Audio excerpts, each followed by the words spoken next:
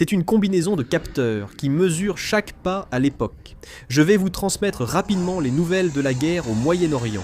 Les gardiens de la révolution iranienne ont annoncé avoir intercepté et détruit un drone américain MQ-9 dans la ville d'Avaz, située dans la région du Khuzestan, à l'est, près de la frontière avec l'Irak. C'est dans la région occidentale de Daewoo Deir-Olal. Les débris du drone américain MQ-9 sont visibles près de l'aéroport international d'Aqaba, en Jordanie. L'armée iranienne a tenté d'attaquer l'aéroport, sans succès. Une fumée noire s'élève. Une alerte de raid aérien a été déclenchée avec confinement dans la capitale jordanienne, Amman. L'armée iranienne a tiré des missiles vers la Jordanie. Cette vidéo a été prise à Eilat, en Israël. On voit de la fumée noire côté jordanien. C'est la Jordanie. L'armée israélienne a intercepté les missiles en route vers la Jordanie. Le commandement central américain a mené de nouvelles frappes aériennes contre l'Iran pour le 8e jour consécutif.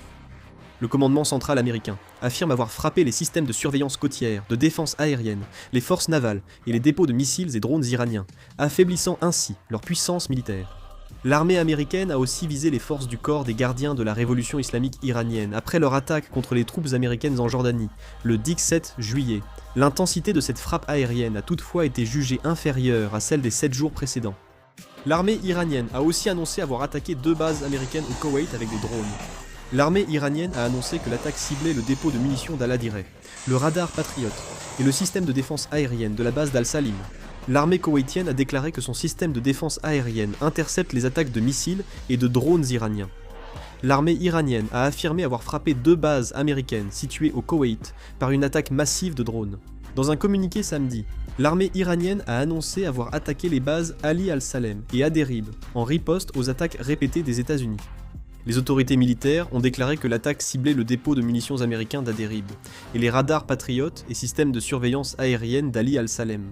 Une source de la marine des gardiens de la Révolution a déclaré à Fars que le détroit d'Ormuz restera fermé tant que les provocations américaines continueront et que tout navire tentant de passer subira une réponse iranienne. L'Organisation iranienne de l'énergie atomique affirme que les États-Unis ont attaqué le chantier de la centrale nucléaire de Darkovine au Khuzestan la nuit dernière avec plusieurs projectiles. L'administration Trump a signé un accord nucléaire avec l'Arabie Saoudite, lui permettant d'enrichir de l'uranium pour son programme civil. Le projet d'accord est rédigé, mais ni signé par Trump ni soumis au Congrès. Cette proposition est controversée car elle n'impose pas à l'Arabie Saoudite le régime d'inspection le plus strict de l'Agence internationale de l'énergie atomique, mais s'appuie sur un accord de garantie séparé entre les États-Unis et l'Arabie Saoudite. Le ministère de l'électricité du Koweït a annoncé sur X que les centrales électriques et les installations de dessalement ont été attaquées pour la seconde fois en 2 jours. Cette attaque fait suite à des frappes de l'Iran contre plusieurs pays du Golfe Persique dimanche. L'émir du Qatar, Sheikh Tamim Ben Hamad Al Thani, a rencontré le premier ministre irakien Ali Al-Zaidi à Doha. D'après le communiqué, les 2 dirigeants ont abordé les relations bilatérales et la situation régionale, dont la récente montée des tensions entre les États-Unis et l'Iran. Si d'autres informations nous parviennent, je réaliserai une vidéo et la mettrai en ligne. C'est la fin de cette vidéo. Merci.